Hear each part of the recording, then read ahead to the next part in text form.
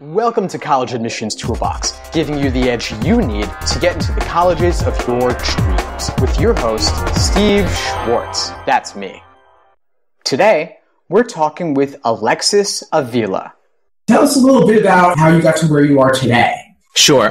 So I basically have always really been interested in education, working with kids in a one-on-one capacity, because I feel like that's kind of like my learning style. That I've always benefited from small class sizes where I could ask a lot of questions and get my questions answered. So I really pursued education. In Michigan, I was pre-med, but then I shifted to psychology and film. I had a lot of interest in film and theater. Yeah, I just had a lot of interest, period. So after college, I went and got my master's as a guidance counselor, became certified guidance in the state of Wisconsin and Massachusetts. My main mission was I really wanted to work with kids one-on-one and help them with self-esteem and help them, maybe with college admissions.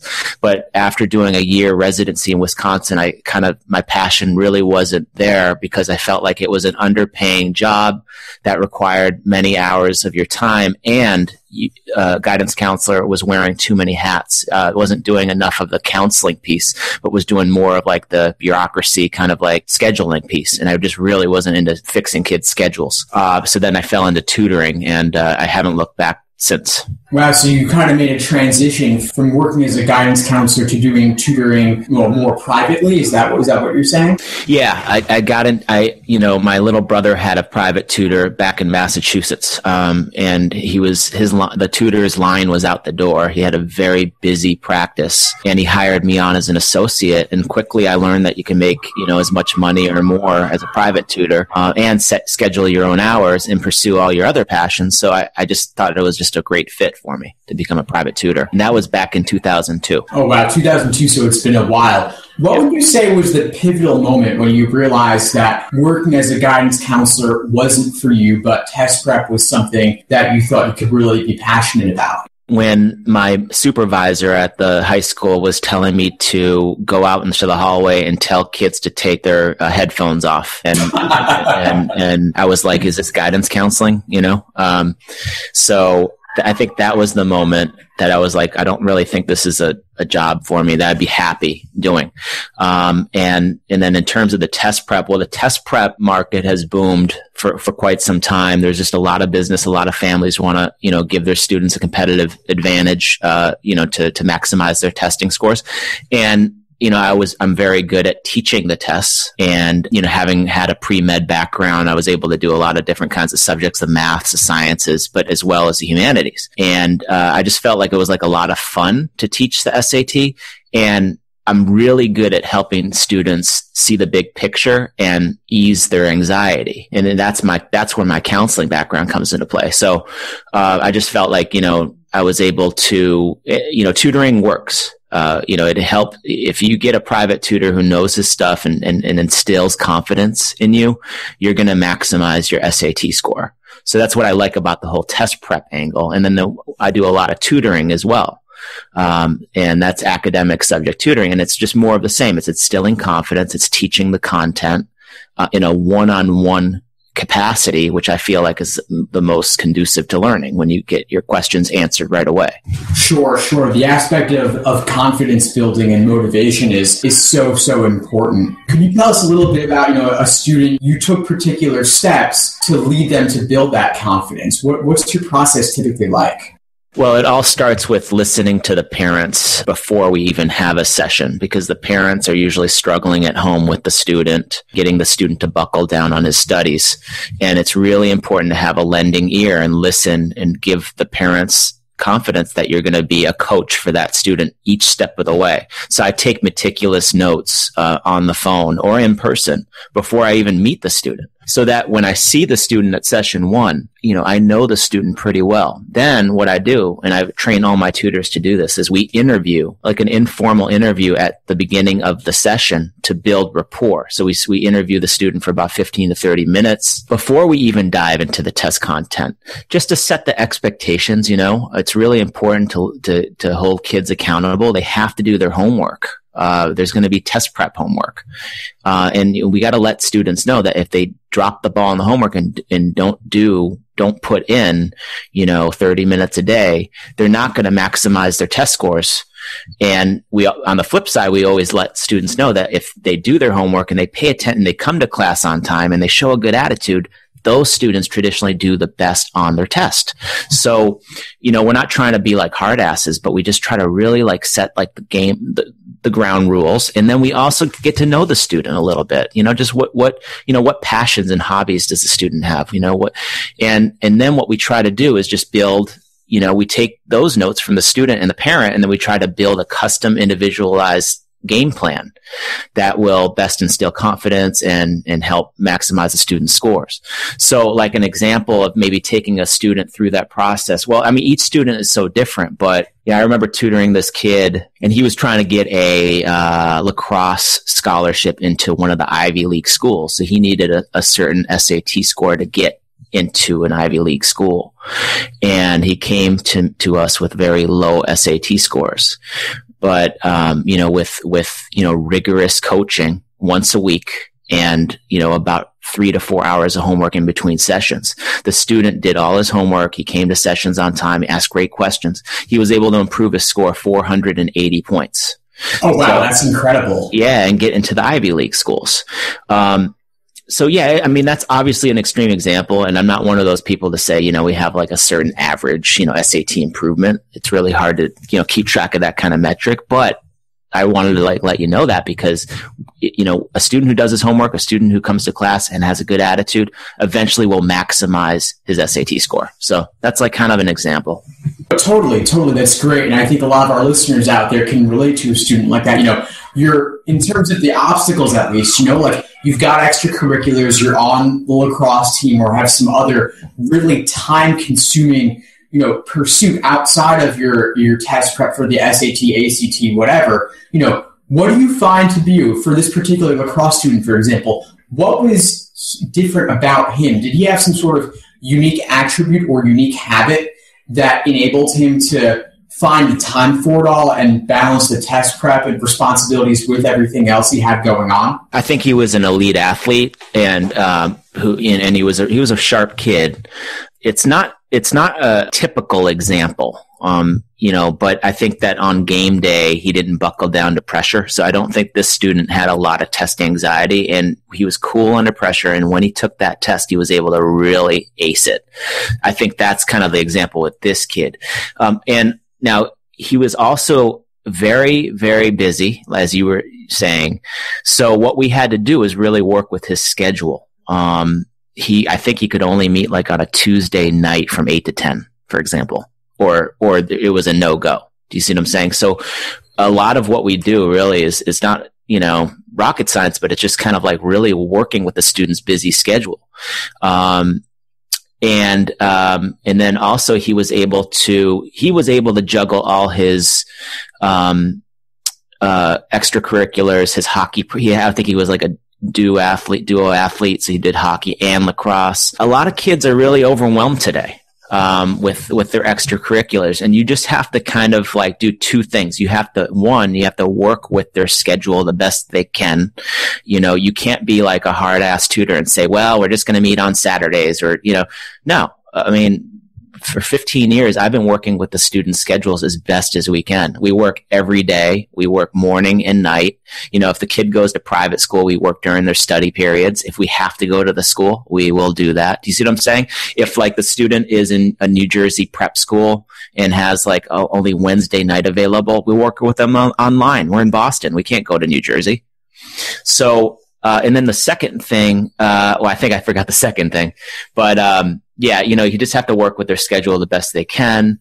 And then you have to also, make sure you set the expectations for the kid as well and say look, it's going to be, you got to take the SAT as seriously as your sports. You got to take the SAT as seriously as your college prep work. You got to take the SAT as seriously as another math class. In fact, I tell kids they have to treat the SAT and ACT prep as another course. And usually how they answer that question, Stephen, is will tell me if they're going to have a good attitude going forward. And a good attitude, remember, is part of what allows them to maximize their SAT score. Absolutely. I couldn't agree more. Attitude and commitment. And I've also told students, treat the SAT, ACT like it's a part-time job, or like it's another college class at least, high school class at least. I mean, considering the weight that it's given in the admission process, you can't just treat it as like, look at it for, an hour here, an hour there. You really got to block aside time in the schedule. And if your only time available is 8 to 10 p.m. on a Friday night, and you got to ask yourself, how badly do you want this? So I think that you touched on something really, really important there. Yeah, definitely. I love the part-time job thing. I mean, it's pretty critical stuff, so. One thing you mentioned in passing that I'd love to delve a little bit deeper into is test anxiety. I know you said the lacrosse kid didn't have test anxiety, but I know that so many students out there do.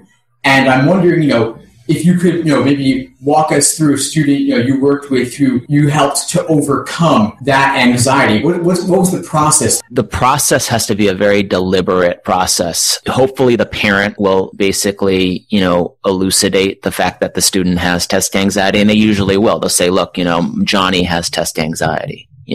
Just keep in mind, so what you need to do is really strategically put into place, ways in which to instill that confidence.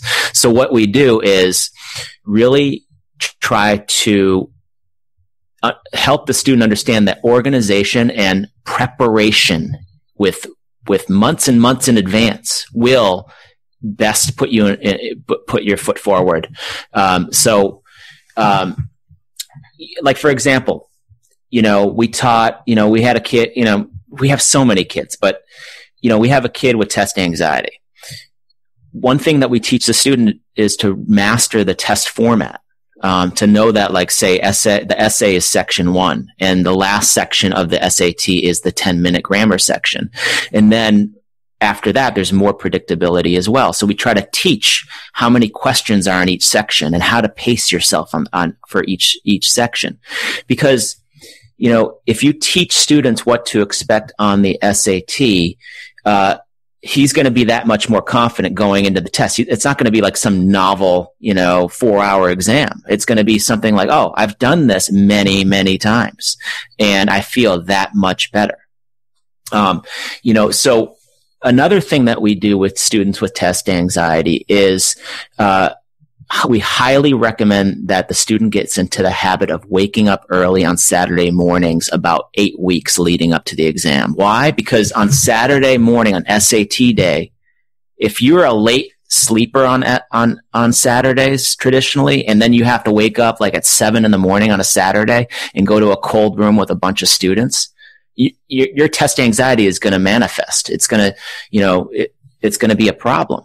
So what we try to do is reverse engineer how to, help the student overcome this test anxiety. And one way is to prepare them to wake up early and get them acclimated to taking SAT practice tests on Saturday mornings. So not only do we tell students that to wake up at 8 a.m, about 8 weeks leading up to the test, but also to have a nice healthy breakfast, with protein and fruits and vegetables, and to do portions or hopefully a full practice exam on a Saturday morning. We want them to do SAT problems so that when they go in on test day, they're at their most confident. I'm not saying they're going to completely get rid of their test anxiety. It's not a perfect world, but I'm sure it's going to give them a little bit more confidence than if they were just to go back to their old habits and go to like a midnight movie on a Friday night with their buddies. And then they, go to sleep late, wake up late, and then they have to take an SAT at 8, 9 in the morning. Good luck to that,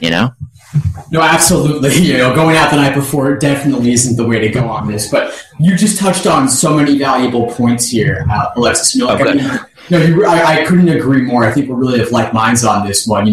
Test anxiety, stress. You got to take a multi-pronged approach. There's so many different things you can do to reduce that stress. Familiarity, planning ahead, really, really key. Not just kind of walking in there with no clue what to expect. If you've been planning ahead weeks and months in advance, then when game day comes, you're going to know what to expect because you've been through that process several times before. I also agree, like take some practice tests on Saturday mornings in the weeks leading up to the test. That way, your actual test day is just another practice test. Sleep, waking up early in general, there's this whole, concept of sleep inertia. Sleep inertia, the idea that, takes your brain a couple hours to wake up in the morning. And so if you're in the habit of waking up early and you wake up early on game day, then your mind's going to be sharp and you'll be ready to go. But you can't be waking up, 6 a.m. SAT day and waking up at 8 a.m. every other day in the week leading up to that. It's a gradual process. Finally, the thing you touched on, eating healthy, super important. You got to give your brain that fuel in order to do well. You can't just eat like a bagel or a soda, drink a soda or something. You got to have some protein in there too, definitely. Yeah, definitely. And also early, waking up early means you have to go to bed early. So that's another thing that us tutors try to let the students know and try to teach them. And then, diet is so critical as well. I mean, it's also teaching students what not to eat. A lot of these kids are grabbing those 5-hour energy drinks, but what they don't realize is that the caffeine is dangerous because we're talking about kids needing their sleep. So it's really teaching them like some, key nutrition tips as well. Yeah, totally. You can't be burning the candle at both ends. You walk in on, a couple hours of sleep. It's definitely not going to lead to the results that you want. The SAT is a tough exam. ACT is a tough exam. You want to do your best. And part of that is, proper preparation, which includes sleep. So, yeah. So absolutely. Thanks so much for sharing those tips, Alexis. I want to shift gears now a little bit. What we really love to hear on College Admissions Toolbox are stories. So could you take us to the moment in time of the worst college admissions moment that you've seen or experienced and tell us the story behind it? Yeah. Now I'm not gonna name names, but my guidance counselor basically told me not to apply to Michigan. Oh my God. That's where you ended up going. That's where I ended up going. So, she looked at a blemish in my report card. I got a C- freshman year in math. Basically it was just one of those things where I went from an A first term right to a C-. I bounced back eventually and got like a B for the course, but it was more of just like a person like me and the teacher just didn't get along, or maybe I was hanging out with the wrong crowd, and that happens. But she just, and then to couple that with the fact that I didn't meet with my busy guidance counselor much, okay? Because remember, in these public high schools, and it's getting worse, these guidance counselors have about 400 kids to help with their college counseling needs. And I was kind of like, I wasn't the most outgoing person and like going to, actively seeking out my guidance counselor. I saw her like freshman year once, and then I didn't see her again junior year. That is so common. The ratios are just totally out of whack. Yeah, it's a problem, especially if you're trying to get into a top tier school. So of course, when I saw her, for my one-time junior year visit, she just kind of looked at my report card and she's just like, well, you should just apply to UMass Amherst. Next. That's kind of the vibe I got. So that's probably the worst college admissions moment, because then I had to have my mom help me. She became my guidance counselor. Yeah. And she basically was like, look, you're applying to Michigan. And we, I worked on my application and, many hours. And then, and I got into Michigan, and then it made my guidance counselor look horrible. So that's probably the worst college admissions moment I've had. And here's a bit of irony for you.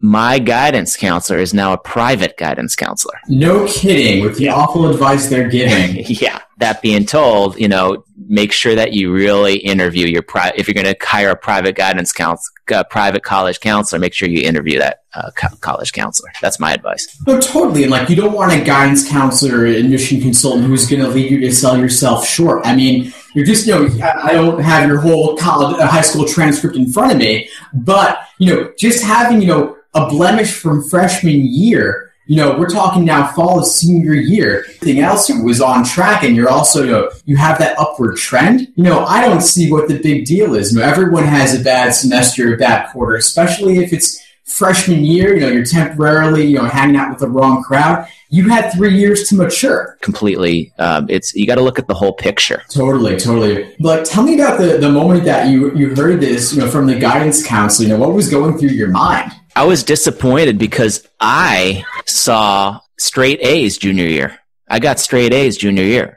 So I was like, are we looking at the same report card here? I went from being a knucklehead freshman year to completely rebounding. And, sophomore year was a little better. And then junior year, I found a teacher who believed in me, and she gave me an A+ in a very hard English class. So the aha moment I had was, if you find a teacher who believes in you, gravitate towards her or him and work your butt off in that class. And, you're going to get rewarded with a good grade. And then things are really going to turn around for you.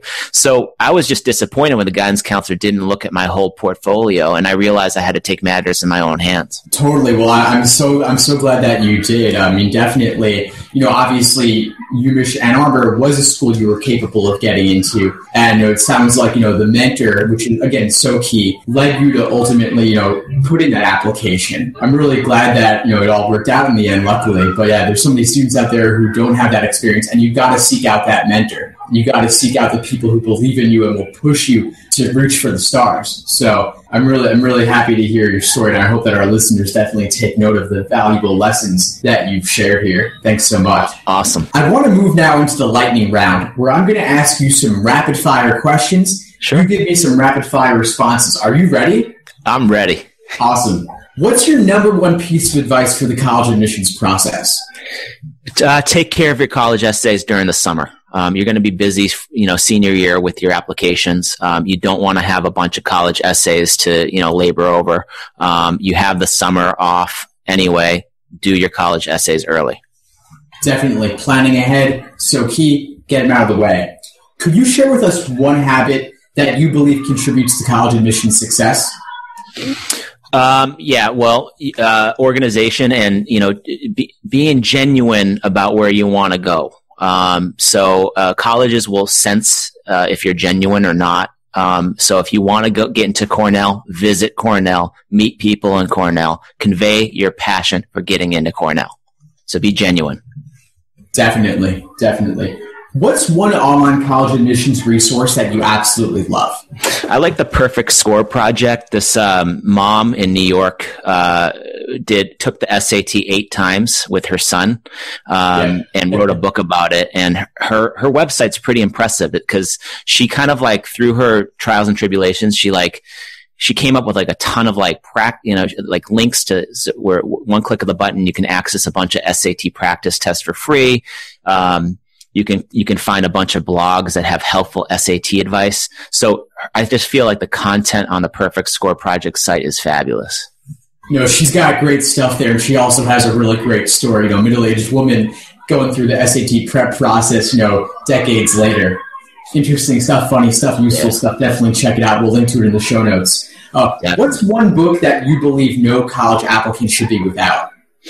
I think they should grab the FISC Guide to Colleges because it's not only going to show you the really good colleges that you might be interested in attending, but it also breaks down into nice paragraphs about the culture of each college. So if you don't have the chance to visit, you can get some really good detailed information about the colleges. And it's just kind of reader friendly and gives you the stats as well for schools. So FISC Guide to Colleges. Yeah, it's a great one. Really useful to have all that information organized in a printed bound form. And definitely well vetted and everything. So we'll definitely link to that as well. This was great, Alexis. Thanks so much for being on the show. What are you up to these days? I have a tutoring company, preppedandpolished.com. So we're really busy with that. We do in-person and online tutoring. And I'm really busy with my podcast. I put out 2 shows per week. On Tuesdays, we do a tutoring tips episode. And then on Thursdays, we interview fascinating guests and influencers in the world of education. So you can access all my podcast episodes if you go to preppedandpolished.com/podcast. Absolutely. Great podcast. I love it. It's why I invited you on the show today, and we'll link to that in the show notes as well. Thanks so much for joining us, Alexis. Any final thoughts before you go? Just enjoy the weekend and, take care of your mind and body, and you'll do fine. Absolutely. Thanks again, Alexis. Take care. You too, Stephen. Thank you for having me. Thanks for listening to College Admissions Toolbox. Head over to www.collegeadmissionstoolbox.com to get more free tools and resources that will help you get into the colleges of your dreams. There are a million books out there about applying to college, but it's hard to know which ones are worth buying and which are just a waste of time. When I was applying to college, I felt like most of them weren't really saying anything that I didn't already know. And a lot of the others were just plain boring. So I've put together a list of the best books I've read on the admissions process. I've got books on there about college essays, scholarships, and test prep. So check it out. It's at collegeadmissionstoolbox.com/books.